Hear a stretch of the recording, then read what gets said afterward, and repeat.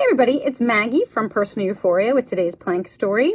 If you don't want to do plank today, I would say maybe just like look off in the distance and then look to the other side in the distance. Just some like gentle eye movements and moving the eyes, but also getting your focus off the screen for a moment.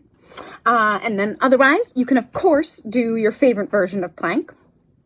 So on Halloween the other night, I had called my grandma, who's 96, and I asked her if she trick-or-treated when she was a kid, and she said she did not. And I said, well, was that just your community didn't or no one did? And she was like, no, nobody did.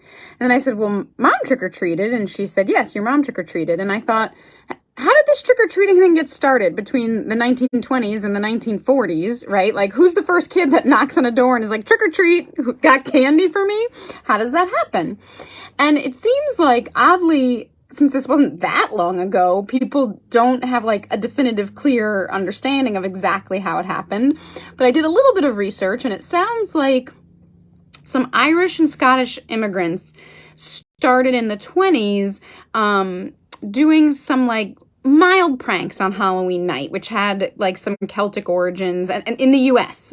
So they started doing these like light pranks, and then in the Depression, the pranks grew out of control to the point where sometimes it was like assault.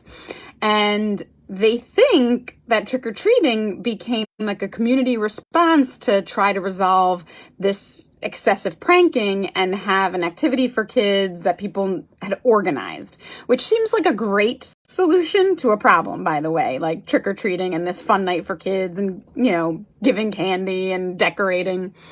But they kind of come up with this idea, and they see it pop up in certain communities, and it doesn't really take off more nationally until 1939.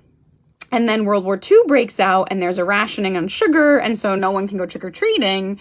And then basically when the war is over, it balloons, and people are wearing costumes and giving out tons of candy. And so then it seems like a very celebratory thing, like we finally have things we couldn't have, and we're going to be silly and dress up and playful. And I don't know, I just thought I enjoy Halloween, I enjoy trick-or-treating. It made me like it even more, having a little bit of the history behind it, thinking it was like a good way for community to solve a problem, and then a very celebratory response post-war.